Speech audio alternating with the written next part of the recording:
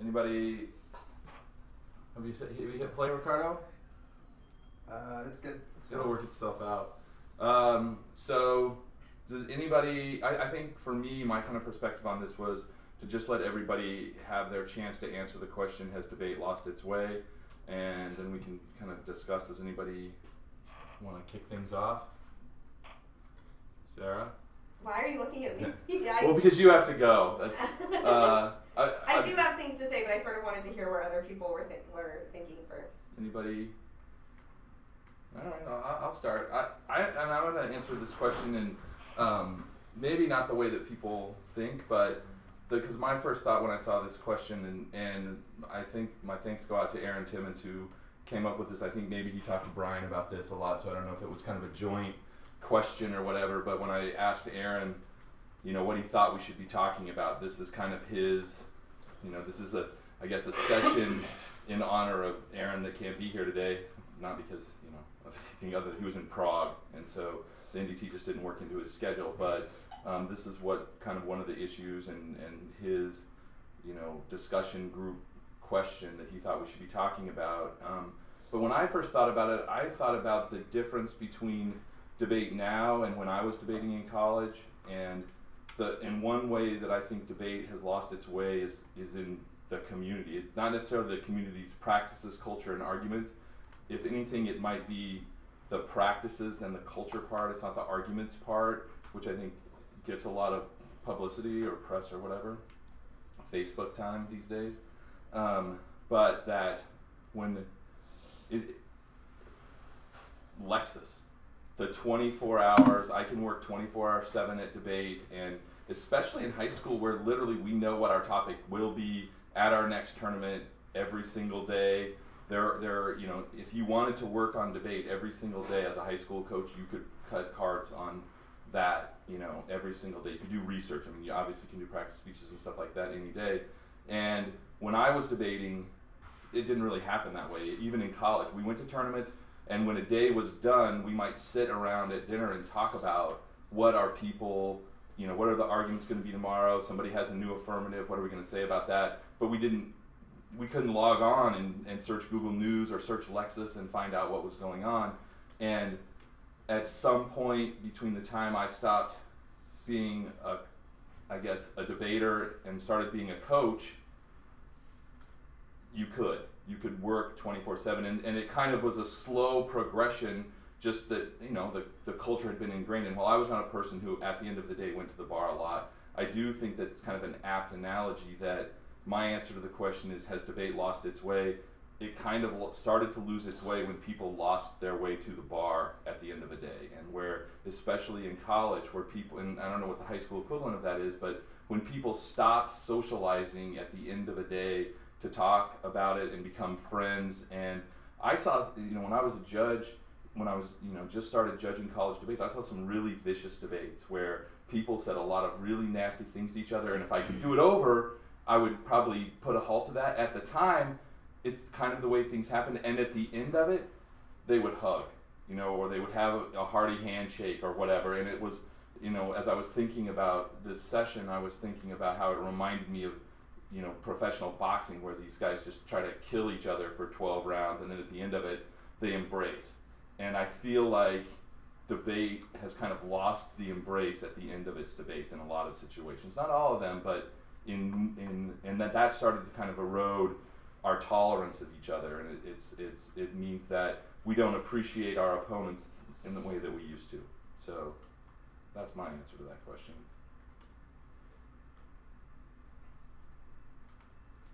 A lot of the things that Aaron and I think talked about were like revolved around specific issues that have been proposed, and I know are coming up, like the advocate, codes of conduct, etc. A lot of people have been talking about like, what are we going to do to like protect students? And I think the question that Aaron and I kept saying was just sort of like, who are we looking to protect, and why are we looking to protect them now, and they haven't looked to protect them in the past. And I think the issue of black students and other minority students and the activity, and just sort of like, why now does it seem to be that after there's been a level of success that's been happening in the activity with types of arguments, there seems to be a backlash from both the college collegiate community and the high school community, where now there needs to be like protections put in place that somehow like the debate space has been compromised.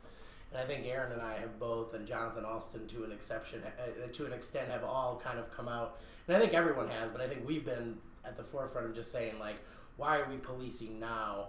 Or why are we looking to police like things like the NDT code of conduct? People have, advocated for a code of conduct in high school, but why is it like now is the time?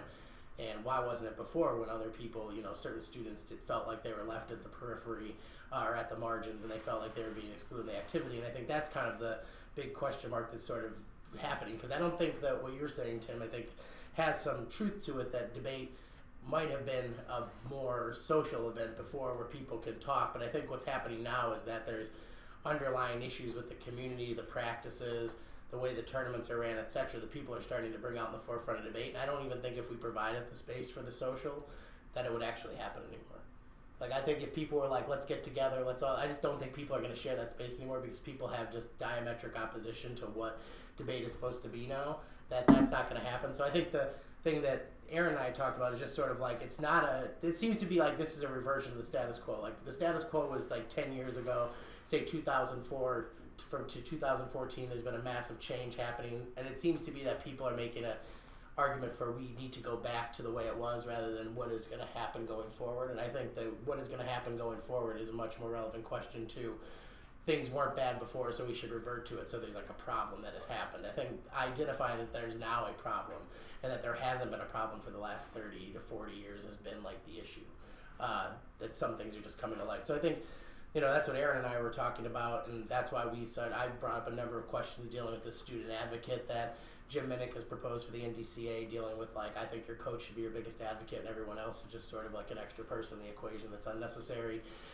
Or if you need an advocate that's not your coach, you've already found that person to talk to. So as far as providing someone, the same thing with codes of conduct, I think there are things already in place that people should be aware of to be able to protect their students, and if those things are both at an event or within your school, and that there doesn't need to be another layer of protection that complicate all those, because I think the reason the layer of protection is coming into existence is because of something that people are perceiving as being bad, but something that has been happening for a really long time, and it's just now starting to gain traction.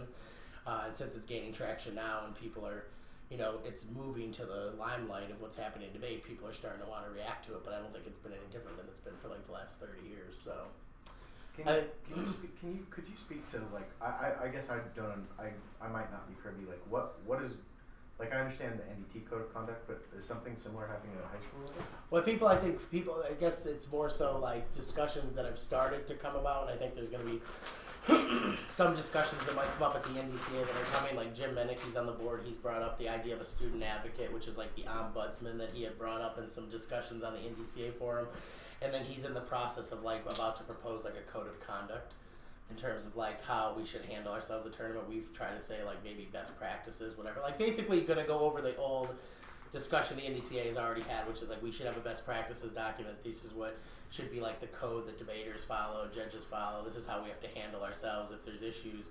And I just think that going down the path of like more protection for the sake of protecting without asking the question of why we're protecting or who we're protecting or why is it now that we're choosing to make like these efforts to protect and not before are all like questions that are pressing given like some of the climate that's happening in debate that are problematic. Well, I agree. I might not be as privy to what Jim's trying to do as you are, but my understanding it had more to do with like some like predatorial aspects, like judges acting inappropriately towards students. Yeah, Sexual Students. harassment. No, I get the Having a predatorial place stuff, but to and I go think to- the thing is that issue is something that once they're put into place, there only is a risk that like they'll be used in other manners. So like I'm saying, you have to think through what those, like I understand exactly what the purpose of why people would want to have the conversation. I think the conversation in addition to that is just like once procedures are put into place, these procedures are now an enforcement mechanism against people. So what stops the student who crosses the line versus the judge who crosses the line, and then like how do you determine I think the language would speak to that though, like and this well, I mean, is the this NDT's is one a that was this like is the a problem that we had in I Yeah. understand, but we're trying. I hope we draw a contrast. We had several problems in Utah, and I obviously can't speak to Uber specifics, but like things we had a student who had to be banned from the activity, or not a student, a kind of a coach for hire who was, deceiving some of the other coaches about his pedigree, and would use the platform and potentially described as a predatorial type atmosphere, and actually had to get banned by the Utah High School Activities Association. And there's probably stories all over the U.S. that come towards that, and so dealing with that at a coaching level, because it's because of legal reasons you can't really say stuff. I want to piggyback on that with a couple of things. One is that I understand your why now question, but Jim and I have been having this conversation for 3 years about what we needing to have protections in place for students to have a place to go at a tournament if something happens that they are not comfortable bringing to their coach, particularly if that coach is like a student type of coach, sort of like we were talking yesterday. You're at a tournament with a 19 or 20-year-old college kid and you don't feel comfortable going to that person with that issue. Tournament should be providing a place where those issues can be brought up. And we're talking about like serious predatorial harassment type of things.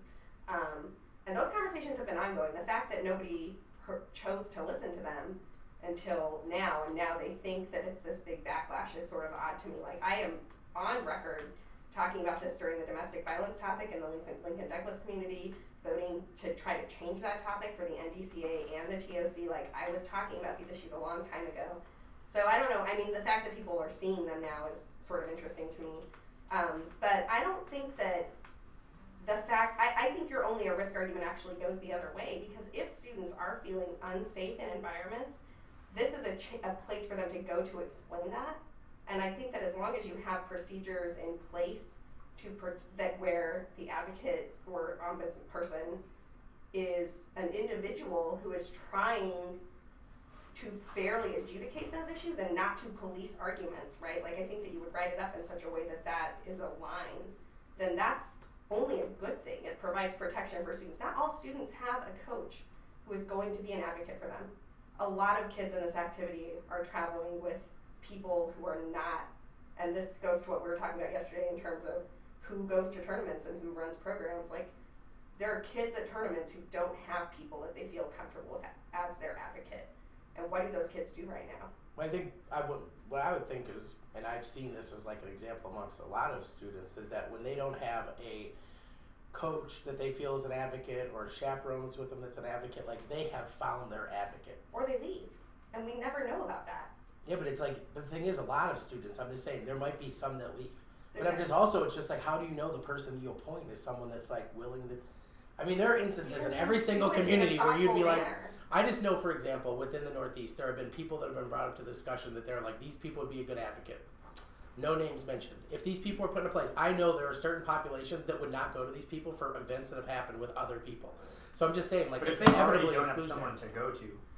But it's inevitably exclusionary, because whoever you put to is a tournament director's decision. They normally are someone that is close to those people. I guess, and I understand. And I it's hear AT, and I hear Jonathan, and I hear you, and I understand the concerns about people worrying about this being used in a way that is detrimental to certain populations. But I also think that if we say that we're not going to do anything because for X number of years bad things have been happening that never got brought up because nobody had a place to go, and we just wait and let these things continue to happen, that is a ticking time bomb for debate, because debate operates in sort of a Brian, wild could you west clarify type of your, fashion there. Sorry, sir. Yeah, Could it's you fine. clarify your fear? Because right now it does sound to me like, Well, like, you're right. People, not every, like, so for example, the NDCA appointed Glenda Ferguson, and if you were like, not everybody's going to go talk to Glenda Ferguson if they have an issue. It's like, okay, I agree completely, but what harm is there? What's the kind of, like, what is the disadvantage? Well, I guess I just think, what's like, the disadvantage to turning? I guess the appointing thing is them? too, is to me, is like, when there are certain issues that are brought, it seems to be that inevitably if a student is going to speak about it, and it's that, I don't know what the difference between them going to the advocate is versus them going to the tab room versus them going to the tournament director, who has to inevitably make a decision. Because if there is someone harmful in the environment of a tournament, that person inevitably has to get involved. So, like, if the story reaches someone then the person who runs it, like if something happens at the Yeah. Heart of Texas or Lexington or the NBA tournament, you have to, or my tournament, it has to reach the point where we get involved. So like someone has to speak the issue to someone, and it's like inevitably people know who the administrative people I mean, are there. If So you're it's saying that if they understand that eventually Tim Mahoney at the Heart of Texas is going to get involved in these issues, and they don't trust me for some reason or no, other, no, then I'm they're saying not, that then I think I'm that, just I using think that myself already as an example. exists. I agree. Then you're I don't- right. The system's not going to work. But honestly, it is kind of from when you're saying that, I'm like, yeah, exactly. It's just another thing that I delegate. If something comes up in the middle of the tournament, and I'm like, this is a perfect situation where you should be able to go and talk to somebody, and I don't really have time to do that. The tab room does not have time to do that. We should have somebody whose only responsibility is to deal with things like that. But what I'm saying is, I think the issues that what I'm speaking to are things that maybe these get. The other issues that seem to be predatory judges, etc. I don't think that's something that the tab room or the tournament director can say like this is someone else's problem. Like I think the only people that can deal with that are the people in the positions sure, of power. but the student advocate could figure out if this is like if it's that type of situation, like what happened in round 2 where the judge did something that one of the students thought was inappropriate. Was that they were G-chatting? I don't disagree, but that doesn't solve every problem. I don't understand what the disadvantage to it is. Well, because Like, I think there's certain problems that rise to the point where like the administration of the tournament knows if they're a predatory problem, they should go to those people. But when you're talking to things like someone was on G-chat, etc., I do think this opens still up. think of it as a filter, like. But I do think it opens it up, the sort of Pandora's box, that this is a person you can go to for like every issue. So besides that, it's like I think every issue gets conflated to be of equal importance. So that means that like every single person can make a complaint about someone based on something. And then so we just need that just means it's a reason to develop the way the student advocate works and what their kind of procedures are, and these are things that should go to the tournament director, or this is a tab room issue, or even if they're nothing but a filter, and that's kind of how it chain worked. of command type. That's kind of how it worked at TFA State. I mean, and I don't know exactly what Glenda Ferguson's role was at the Texas State tournament, but she basically sat at a table and people would come up and say, I have this issue, and she answered everything. I mean, Well, it's really like no it's different Glenda, than so it putting wasn't an necessarily adult at an happily, info but like, desk. yes, this is where the So, bus stop is. I mean, or, there's no difference. It seems to be like that and an adult and info desk. Actually, I think Like there's. at the Lakeland tournament, Bruce Yes. Miller No, sits there and they there- come and give a problem. Bruce Miller's like, you can talk to them, you can talk to them, you can talk to this person. It seems to be like the advocate is someone that will have a level of power that exists. I think there's two differences. I think one is that it's a person who is considered trustworthy and responsible to deal with those things, which at the Heart of Texas, obviously Tim could do that if he wasn't super busy. At a tournament being run by a college student group, their tournament director is like a 20-year-old. But I don't think those college are tournaments person. that people should like Well, continue to like. I mean, that's a whole other question. But what We're I'm talking saying is, like, Columbia the or Princeton practices- about whether or not they should have a bid. These That's are a all different practices thing. that are Hold like on. if this were exists, it's bad. The second thing about this, I actually think it goes the other way. I don't think the ombudsman gets overwhelmed with complaints. I actually think the existence of a place where you know bad behavior will be reported deters people from doing bad I don't things. think that's. I think that's totally opposite. I think that publishing that a tournament has a policy that harassment will not be tolerated and there's a place you can go to take care of it if you need to limits people's behavior. And I think that's Would what, you feel that's that- what happened. I don't in think. LA. I think. What do I you think. think- I think the what- flip what side is it happened? opens up Pandora's box. That then Tim says things like, someone thinks there was an issue with someone being on G-chat around. All of a sudden, that's an ombudsman issue. This person had looked at someone the wrong way. That's an ombudsman issue. Every time someone has, now that you've provided them an outlet, every issue has to be dealt with. Because at what point do you start to say this issue is not as important as another issue? Yeah, so that's every issue will go. as they happen. I mean, Glenda Ferguson says that's not an issue for me. That's an issue for you to go talk to your coach But about, and for that coach. I guess that's the difference between the language of what I've seen for the advocate versus the way it's being interpreted. The way it's being interpreted is that this person is no different than a responsible adult in an info desk. A responsible adult in an info desk who's pointing you to the actual person that's in charge of something, fine. An adult that gets put in a position that's a responsible, valued adult in the community who has a certain level of power to say this complaint relevant, this complaint not relevant, and then makes seemingly decisions on the fly in terms of what is presented to them to be like the intermediary to like the tournament director having to make that decision.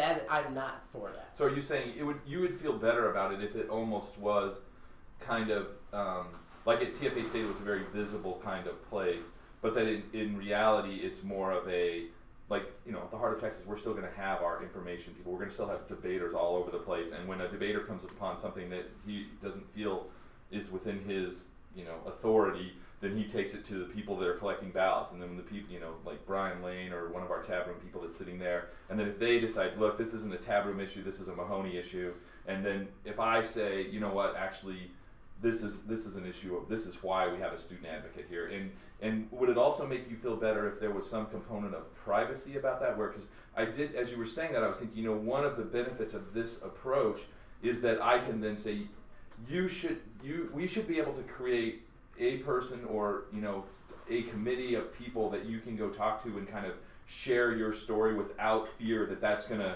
you know, be a wider issue within the community if that's what you want. Well, I mean, does that make you feel better or worse? Well, that's tough to say, because I mean, what I've seen to date of committees and complaints and the way they've been done since I was a part of this like CETA complaint against Rutgers, is that one, it does not stay private in terms of like everyone at the event is clearly aware know about because it anyway. It slows everything down. Yeah. People all be aware of it. There's a lot of hype and hoopla around it. There's not really a clear set of procedures on how you go about dealing with those set of issues, and more importantly, it's just sort of like at the end, you have two different accounts of a story that are more likely than not different, and then you're just leaving it up to like people that someone else has appointed, which, you know, you're leaving your fate up to like this committee was made of 4 women, like there was 4 women on it and 1 male, and it was a Hispanic male, and there was like no black people on it.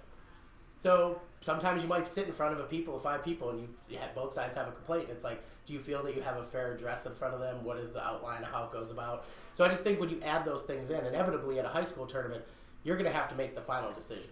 So the fact is that you add in a bunch of different people that might say this complaint wasn't relevant enough to rise to you, but then you have to deal with it anyway, because it's like there's no one at those events that can make those decisions other than the person running the event. Yeah. Regardless, it's like if those are the events we're talking about, which is like the predatorial judge, the debates where it becomes super intense, where a student feels threatened, etc. The only person that can make that decision is the tournament director. So why other people are hearing it and making decisions or framing it in certain ways or communicating it or being like a buffer to the tournament director in those situations that we're describing, to me it's like there should be no buffer in between those, because the only person that can deal with that is you. If it's the issue of who to direct the people to deal with the question, that's no different than a responsible adult in an info desk. And I believe like pretty much a large majority of tournaments do. If not, it should be conveyed to them that they should. And I think that's much different than advocating for a student advocate with certain responsibilities and power in place to like deem which complaints are noteworthy enough to rise to the level of the tournament director, or noteworthy enough to rise to the level of a committee or the tab room, and then ones that think they've dealt with but might have dealt with inadequately when those people that you're assigning there don't have their name on your tournament. Like, I think inevitably that's the call that has to be done by the tournament director. And I think it's really difficult when tournament directors have other responsibilities, but I think it is the responsibility of the tournament director. I mean, sure, we can put Clark in charge of being the person that you would send people to if something happened at the St. Mark's tournament, but at the end of the day, Tim Mahoney has to make that decision. And if that decision gets brought to you and you're like, oh, well, that's not important enough for me to like, you know, stop doing what I'm doing, I'm gonna give it back to Clark, sort of defeating the purpose. So I think at the end of the day, it is the tournament directors that have to make that decision and consider all of these issues to be important. Some people are gonna be like, oh, well, that issue is not very important, or oh, come on, that clearly that judge didn't say that, or that debater didn't tell that debater that. But we have to consider that those things have happened, have been said, and we have to take it seriously. Even if, yes, you're running a tournament and you have things to do, it is your responsibility as a tournament director to make sure that your tournaments are run in a way that everyone feels like they are, you know, a valued part of that tournament. I 100% agree that tournament directors should make everybody feel comfortable and a part of the tournament and should be accessible. I think my point of disagreement is that and there's no way to know this, so this is just my sense. I think if you were to ask 14 and 15-year-old kids who are at a tournament and maybe feel a little threatened and don't feel like they have an adult that they trust that they can go to, if they feel comfortable walking into the Lexington Tavern and talking to me, or walking into the Heart of Texas Tavern and talking to Tim, they would say no.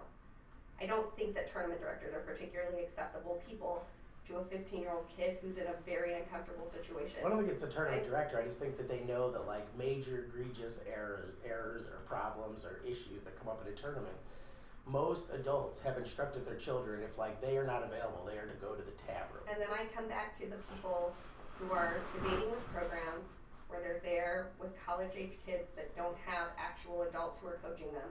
And there are a decent number of these people at every tournament we go to, and those kids just get lost because they don't have an adult to advocate for them and they don't have an adult to go to. And Brian, why isn't that an argument for why we should change that part of our culture? That students should learn that every tournament has somebody that's sole job is to be there to hear their side of these stories. If they feel like and I agree completely with, we need to narrow this down to this is not a place that you go when you're like, my judge wasn't flowing round 3. You know, that's not where that goes. But that a part of the problem of our culture is that 14 and 15-year-old kids think that if something goes wrong at the Heart of Texas, their only option is to come find me, and if they don't know me or they don't feel comfortable talking to me for whatever reason, that there is another place that they can go where somebody's going to listen and hear them out. If it's in, I think it would have to be a serious issue. You know, most of us are either tournament directors or have been in tab rooms enough that we know that you can never tell. You know, kids and parents that attend our tournaments are very diverse, and that some come in for exactly that. You know, you have a parent that comes in, doesn't understand MPJ, and it's just like, what is this going on? They got this judge that they really like. You know, so I understand that, and you're right. But I see all of that as just it's something about our culture, the way our culture works now. And as you said, you know, we're not going to go back in time. We need to be proactive and look to the future. And why wouldn't our world be better if 10 years from now, students at high school tournaments knew that every good tournament that they went to on the national level and starts to filter down to the local tournaments, there's somebody there who will hear them if they feel like a serious issue happened that should be reported to an adult, but they don't have a coach and they don't want to talk to the tournament director. There's a place that they go. Why wouldn't that be a better I already world? think that, I guess this is just me, and it's just, I think that exists. It's like the tab room.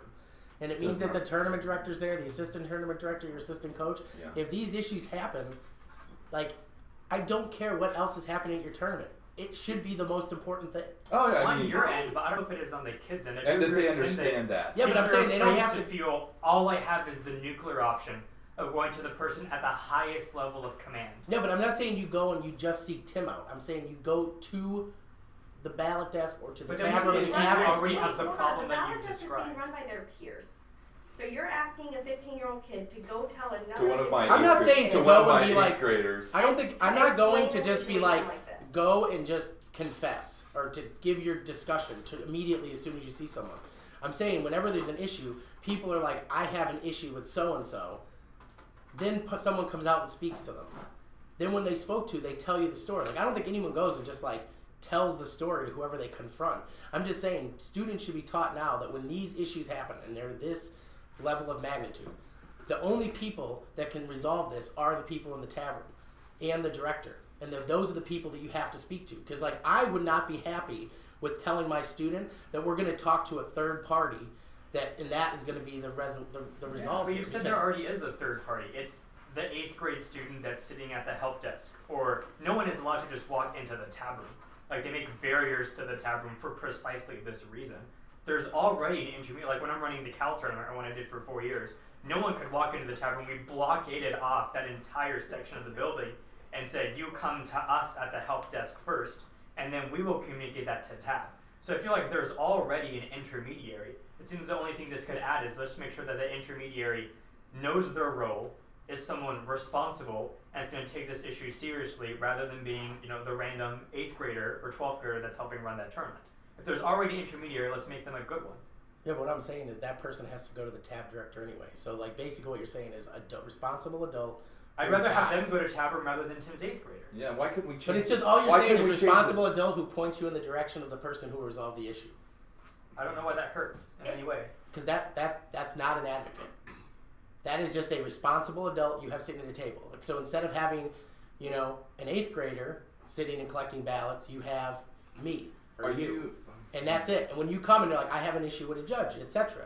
You're like, okay, well, we can get you to talk to someone about that. Or if I have an issue with another student, you could be like, oh, I'll look up this coach information and get you the coaches, and we'll deal with it. I just feel like when that's Tim's just running, you pushing them into when the Tim's direction. running a tournament and has 20 people telling them things at any point in time, he has 5 8th graders saying, oh, this room is locked, ran out of food here, we need this, we need that. I think it's helpful to the tournament director to know if one of these people is speaking to me, that's because it's an urgent, immediate issue that must be addressed. Yeah. And it seems one thing that this person would add is Tim knows if this student ambassador is coming to talk to me, the student advocate is coming to talk to me, I should drop everything else because this is a real thing. And I feel like that's harder for Tim to do when it's the 8th grader saying someone wants to talk to you at the help desk, they say it's important, which 9 times out of 10 will be a bathroom without toilet paper. And a lot of the stuff that we were talking about yesterday, like how you were talking about the way the process works and how long it takes and all of these issues about, it was the Rutgers not having a chance to have their say or not, all of those kinds of things. Like, if this is done right, we can kind of create a best practices for student advocates who set up and know when they come to get me, like, they're going to come and say, so we'll switch. We've been using Glinda, so we'll switch to Clark. Clark is our student advocate. Clark comes to me and is like, hey, we got an issue. And I'm like, okay, we have an issue. And I agree completely. I'm then going to, if Clark comes to me, I'm going to be like, okay, the tab room's going to handle their thing. Our maintenance people are going to, the 8th graders are going to find toilet paper. It'll work out. I'm done on that. I'm on this. And Clark says, this is what we're doing right now. I'm finding the people from Rutgers. I'm finding the people from the other side of this issue. We're going to have them all in a room. You know what I mean? And that person would know, I don't have to be there for every little detail of how we're going to resolve this issue, but setting up procedures both to stop this isn't about every little complaint, but it also is, we're going to take people's concerns about feeling safe on our campus during tournaments seriously, and they're going to be dealt with in a professional manner, even if the tournament director isn't overseeing every micro detail of the way that process happens. I feel like that can only benefit. And the bigger thing is at tournaments like the NDCA, which is kind of a different, the end of season championships that are a little more, like at the Heart of Texas, in the end, it's my responsibility, and so I agree with that. But some of these other tournaments that we're involved with, degrees of responsibility, and it's we're going to be at Weber, so it's Weber's campus, and so Omar's going to need to be involved, and I'm the director of the policy division of the NDCA National Championship, so I'm going to be involved if something happens in policy debate. There are probably others. The board, you know what I mean? Like, there's a lot of people that are going to feel like they maybe have jurisdiction, and so having a system set up in advance about this is how we're going to deal with these things. Just as an advertisement, tomorrow at 11:45 during this time period, Anjali Vats will be here to talk, and she spent a lot of time looking at the NDT Code of Conduct, and she's going to talk about how she thinks it fits high school debate and what's different, and hopefully we can make that document work for us better. Sorry, go ahead.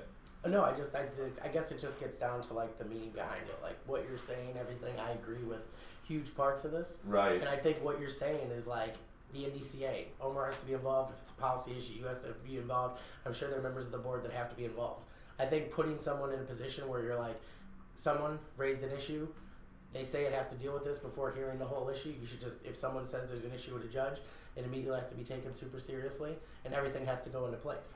But to have someone in place where like that person is to sit, hear either the complaint, the issue, whatever, and then make a judgment based on their interpretation of it to what happens next, that person I do not believe needs to exist. My interpretation with the advocate is that person. That person I'm not in agreement with. Because I think what you're saying is that if an issue happens on Omar's campus, Omar needs to know about it. If it's a policy division issue, you need to be involved with it. And then the NDCA board. Those are the only people that can make the decision. So there should not be another person in between there that then might disregard an issue that is a lot bigger because a student didn't interpret it the right way, or didn't communicate it the right way, or didn't communicate it as an urgency, or whatever. That person's like, okay, well, maybe this isn't as big an issue, I won't bring it to Tim.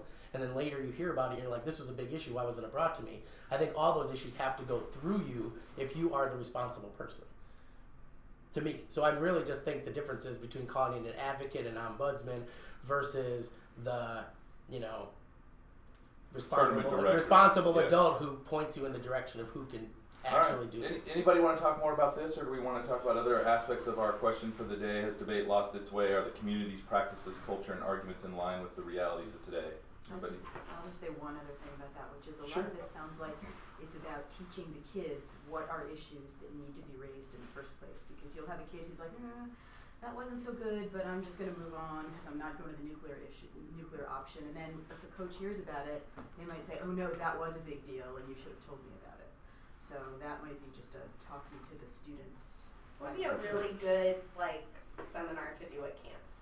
It would be a really good hour-long thing for camp leaders or lab leaders to talk to kids about, because I talk to my kids about times when they definitely should come talk to me. What are the times where it's not something they can deal with internally and they should just let go? They should definitely come talk to me. But and again, the reason I like this idea is for the kids that don't necessarily have that adult they feel like they can go to. Camp is a place where those kids have access to those adults, and it would be a good place for them to hear them. And you can't predict all of the different things that might be. I had one that was supposed to be sharing a room with a friend of hers who's a girl, and 2 days later I found out that there was a college coach in that room and the male partner, and she just didn't want to tell me because she didn't want to have trouble. And we got it. Well, I know a lot of us have to leave for pairings, but I'd be more interested in having a discussion maybe later, or even in an individual level about addressing the aspect that Tim brought up, and then Brian kind of addressed about the lack of community. And maybe it's not that we end at the bar each night, but there's and I completely agree with Brian too that it's not about going back to the way things were 10 years ago. It's about how debate is and the direction that it's going, and finding that community, and hopefully, we can progress as a community where we'll be, hugging it out after the end of hard-fought battles instead of. For sure, Lexus isn't going back in the box, but ways that we can kind of create community. And I want to definitely hear more from Brian. So tomorrow at 3:30 is our second session of this particular discussion topic, and that would certainly be a good place to start. I don't know, because it felt really like, yeah, we'll never have community again, and I'm not even going to disagree. I'm just going to say it kind of gave me shivers. Like, really, we're so far, especially in high school. I don't know what your experience, for those of us that are just high school people, we never go to college tournaments hardly ever. If that's your feeling and that in college it's gone, I just am not ready to accept that we've passed that threshold in high school yet. I hope we haven't. I hope we haven't done that. But I don't want to disagree either. I'm like, you could be right. I want to talk about that for sure. I thought your tournament was actually a really good example of carving out space for community and people taking advantage of that space. Yeah. And so I was kind of surprised to hear you say that you thought it was just a thing that we could never have, because I thought that the Scranton tournament was a place where that happened, and happened well by schedule design and by phenomenal hospitality geared at getting people in the same room and talking. And I think that that's something tournament directors should take into consideration.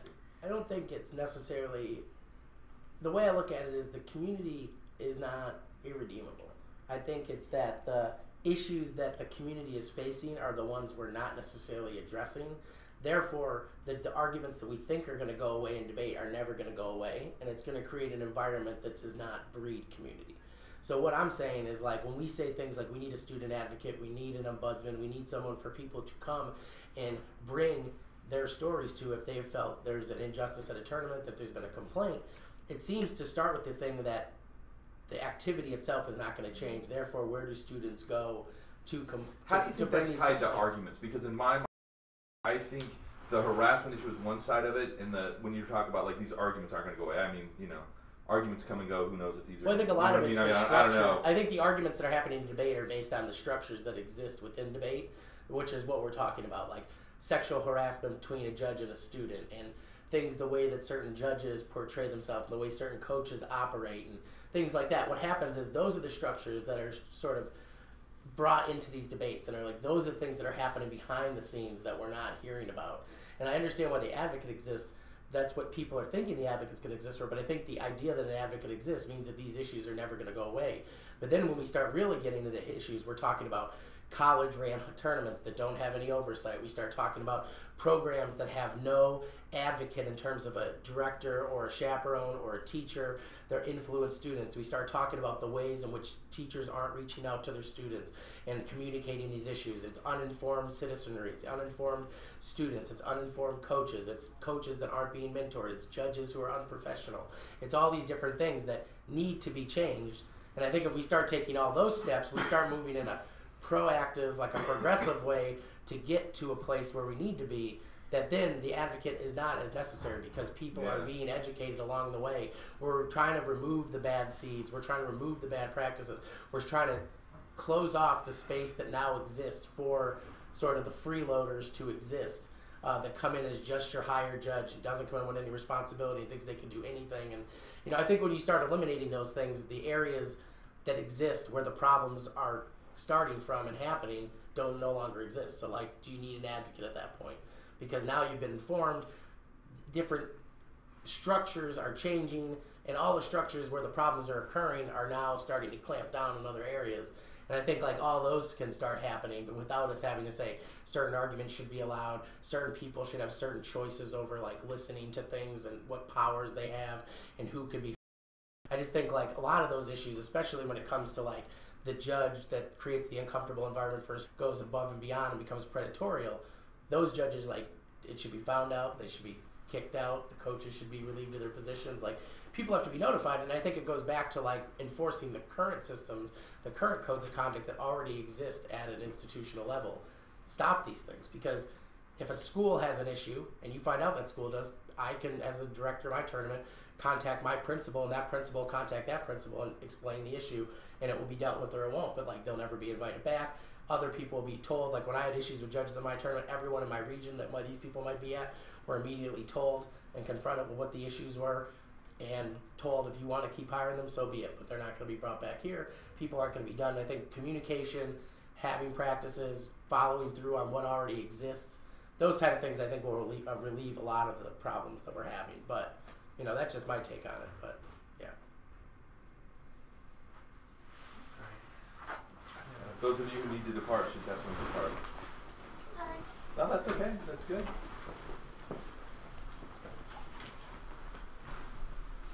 So we're gonna come back to this? Well, for sure tomorrow we also have the open forum at 3:45. Do you want to just kind of, because we had talked before about you kind of, you know, giving us your perspective on that. That might be a really good way to start off tomorrow at 3:30. Does that work for you? Are you here? Yeah, I mean, I can probably pick up where Brian left off. Yeah, and also we didn't talk as much about. I mean, we got really kind of, and maybe it is the kind of key issue, but we definitely, we really, in my opinion, didn't talk about anything except